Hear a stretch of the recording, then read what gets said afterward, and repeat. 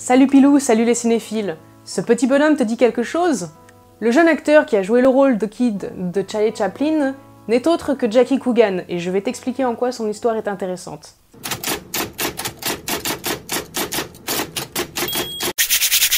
John Wesley Coogan est né le 26 octobre 1914 à Los Angeles. Il a alors 5 ans lorsque Chaplin le découvre sur scène. Voilà comment ça se passe. Chaplin décide de le tester sur un court-métrage, Une journée de plaisir en 1919, puis il le prend pour le rôle de The Kid qu'on connaît tous et pour lequel il crève l'écran totalement. Ce film est un véritable succès à sa sortie en 1921, c'est génial. Jackie Coogan devient une vedette, il est pris pour plusieurs films, dont Oliver Twist, Daddy, Other Clothes. Il enchaîne donc les films. Et puis en 1935, c'est la grande chute. Pourquoi? Parce que d'abord, son père meurt dans un accident de voiture, dont il est le seul rescapé. 1935, donc c'est son année de majorité, et il découvre avec horreur que sa mère et son beau-père ont dépensé toute sa fortune, tous les revenus qu'il avait gagnés grâce à ses films, et puis surtout l'argent qu'il avait gagné avec le film The Kid. C'est juste 4 milliards de dollars, voilà, donc il voit rien du tout, il a juste reçu 126 000 dollars grâce à un procès.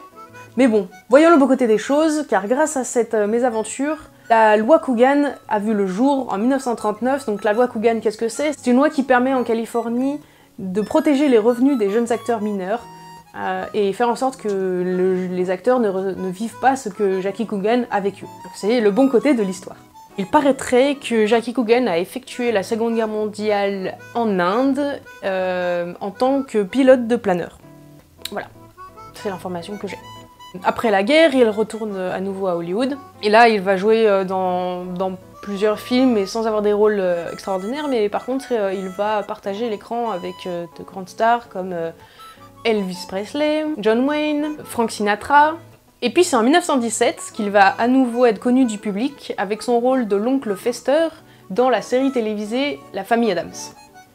À savoir que 1977, c'est aussi l'année de la mort de Charlie Chaplin. Jackie Coogan et Chaplin restent en contact jusqu'à ce que Chaplin doive s'exiler dans les années 50 en Europe, plus exactement en Suisse, à cause du marcatisme, la chasse aux sorcières. Mais cela sera le sujet d'une autre vidéo, ne t'inquiète pas, elle viendra un jour, au sujet de Charlie Chaplin. Vaste sujet d'ailleurs. Toujours est-il qu'en 1972, Chaplin revient aux États-Unis pour recevoir un Oscar.